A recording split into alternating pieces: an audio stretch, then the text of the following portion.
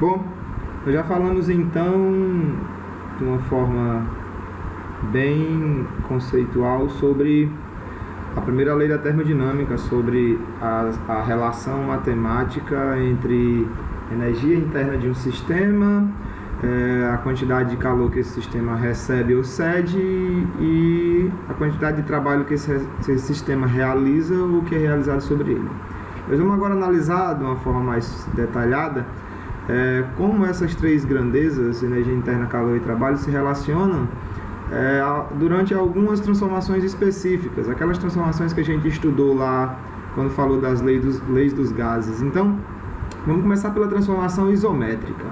A transformação isométrica, como todo mundo sabe, é uma transformação que acontece a volume constante. Lembre, quando a gente falou de trabalho em um dos vídeos anteriores, se o volume do sistema não varia, significa que nem a vizinhança está comprimindo o sistema, nem o sistema está empurrando a vizinhança. Consequentemente, a gente tem aqui uma quantidade de trabalho igual a zero. Se a gente inserir esse conhecimento na primeira lei da termodinâmica, que a gente tem ΔU igual a Q menos tal, a gente fica então que ΔU é simplesmente igual a Q. Isso aqui tem uma interpretação conceitual muito simples. O que isso está querendo me dizer? A quantia que a energia interna do sistema vai variar é exatamente igual à quantia de calor que o sistema recebeu ou perdeu. Lembre, quando o sistema recebe calor, esse calor é positivo. Então aqui você terá um número positivo. Significa que a energia do sistema vai variar positivamente, ou seja, vai aumentar. É o que se espera, óbvio. Você tem aqui um sistema e você insere calor nesse sistema. A energia desse sistema vai aumentar uma quantidade ΔU que é exatamente igual à quantidade de calor que entrou no sistema. Por outro lado, se o sistema está perdendo calor, esse calor é negativo. Então você tem uma variação de energia interna negativa. O que significa que se o calor está saindo do sistema, a energia do sistema vai diminuir por uma quantia igual àquela quantia de calor que foi perdida. É muito simples entender isso. Tudo isso porque você não precisa levar em conta o termo do trabalho, porque o sistema nem está ganhando energia, nem está perdendo energia na forma de trabalho. Tudo aqui está relacionado simplesmente a calor que entra ou sai e variação de energia interna. A próxima transformação que nós vamos olhar mais de perto é a transformação isotérmica. Lembre, transformação isotérmica é aquela transformação que acontece com temperatura constante. Lembre de um dos vídeos anteriores que a energia interna do sistema pode ser dada por 3 meios de nRT. Logo, se não há variação de temperatura, se T é constante, U também é constante. Ou seja, não existe ΔU. ΔU é nulo. Lembre que isso aqui é válido desde que nós estejamos falando de um gás ideal, que é um sistema no qual a energia interna depende unicamente da temperatura. Se a temperatura não varia, a energia interna não varia, ou seja, não há variação de energia interna. Se nós inserirmos esse conhecimento dentro da primeira lei da termodinâmica, inserindo o fato de que ΔU é igual a zero, nós vamos chegar à conclusão de que Q é igual a tal. Ou seja, o que acontece? Você tem aqui um sistema, esse sistema tem uma determinada quantidade de energia. E você vai fazer esse sistema passar por uma transformação isotérmica, ou seja, a temperatura do gás que está aqui dentro não pode variar. Se a temperatura do gás que está aqui dentro não pode variar, a energia interna do gás que está aqui dentro não pode variar. Então, tudo que entrar na forma de calor tem que sair na forma de trabalho. Ou o inverso. Tudo que entrou como trabalho tem que sair como calor. Nada pode ser acumulado, porque se algo for acumulado, varia a energia interna. Se varia a energia interna, varia a temperatura, e aí nós não estaremos mais diante de uma transformação isotérmica, que é o que nós estamos analisando neste caso. Ok? O próximo tipo de transformação que a gente tem que olhar de perto é a transformação isobárica. Transformação isobárica, transformação que acontece com pressão constante. A temperatura e o volume podem variar sem problema nenhum, na verdade vão variar. Se você tiver um sistema com a quantidade fixa de gás, ou seja, se o volume varia, quer dizer que tem trabalho envolvido. Se a temperatura varia, significa que tem variação de energia interna. Então, nesse caso, a lei assume a sua forma mais geral. A primeira lei da termodinâmica, a transformação isobárica, ela assume a sua forma mais geral, onde nenhum dos termos é desprezível, no geral, nenhum dos termos é desprezado, e você tem a relação mais geral possível.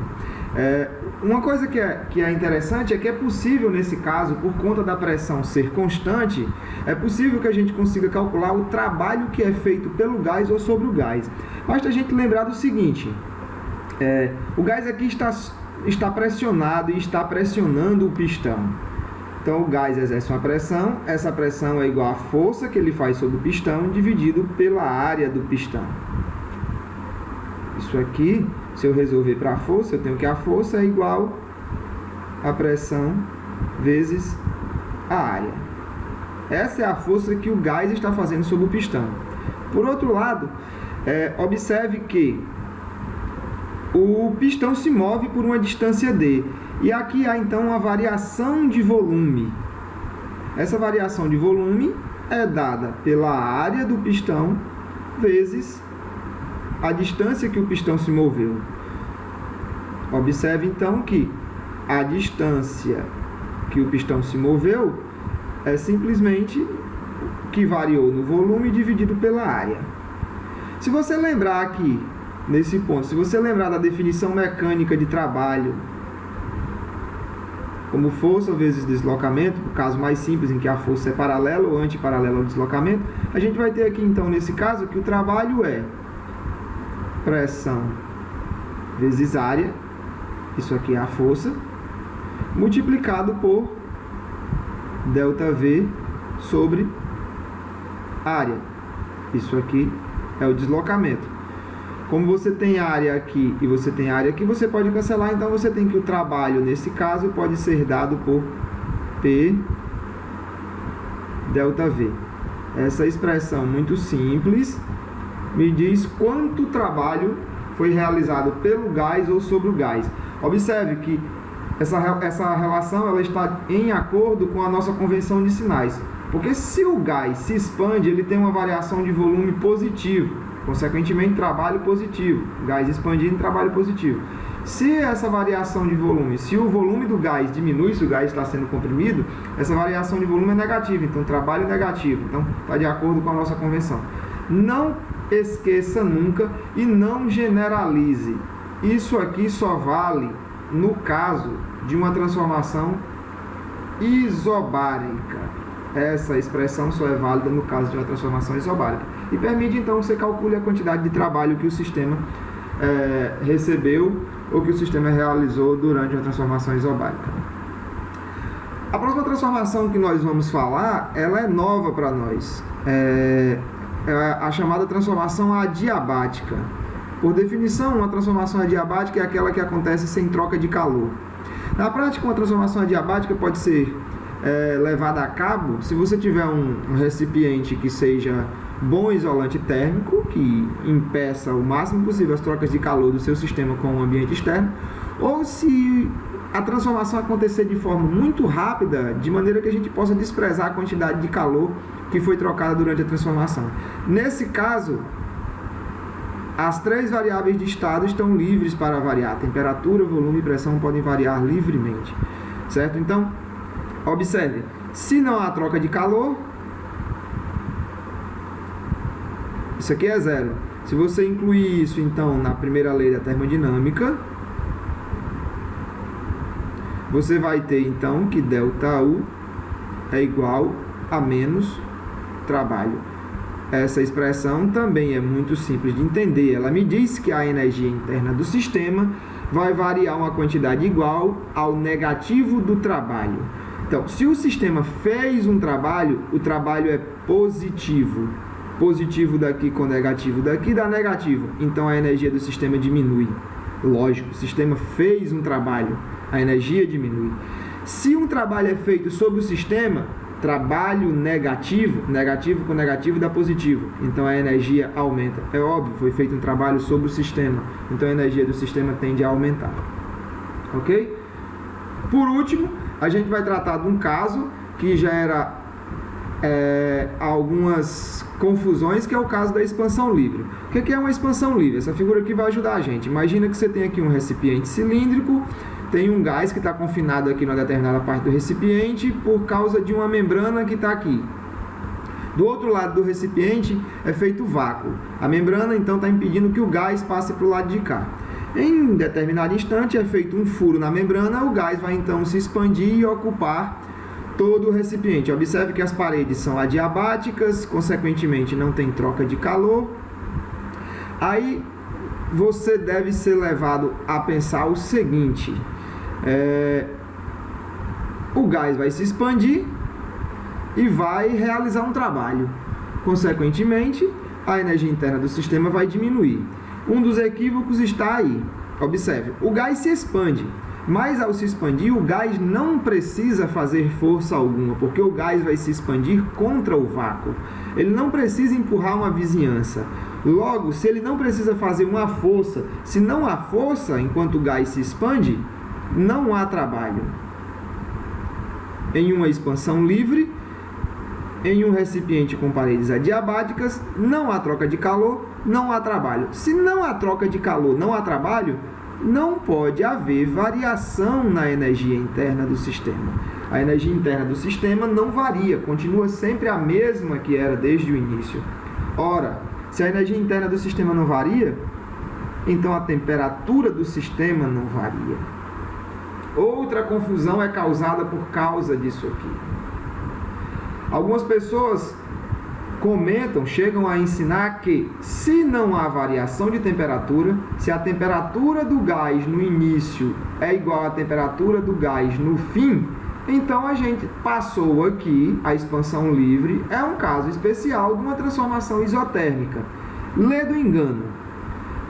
Nada me permite acreditar, nada me permite induzir que a temperatura tenha sido constante ao longo do processo. Nada me permite inferir isso. Eu sei somente que a temperatura é igual no começo e no fim. Eu não sei se a temperatura, e pouco provavelmente a temperatura foi igual durante todo o processo. Se a temperatura não é a mesma durante todo o processo, então a gente não está diante de uma transformação isotérmica. É simplesmente uma transformação que tinha uma temperatura final, que tem uma temperatura final igual à temperatura que tinha no início. Ok? Então, essa era a última transformação da qual a gente devia tratar.